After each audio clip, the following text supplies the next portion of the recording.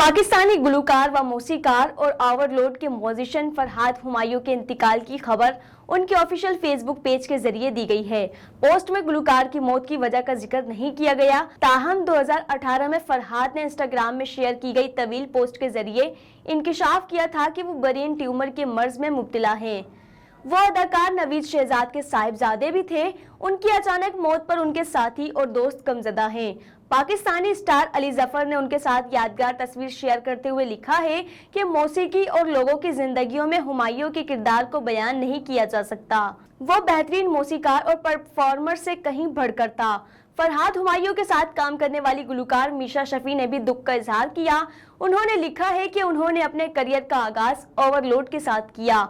उन्होंने अपने साथी गुलकार का गाना भी शेयर किया। गुलकार व मौसीकार सलमान अहमद ने भी फरहाद हुमायूं के इंतकाल पर दुख का इजहार करते हुए उन्हें टैलेंटेड करार दिया। फरहाद हुमायूं ने 2003 में ओवरलोड नामी म्यूजिक ग्रुप तश्कील दिया था, जिसका शुमार मुल्क के मशहूर म्यूजिक बैंड्स में होता है।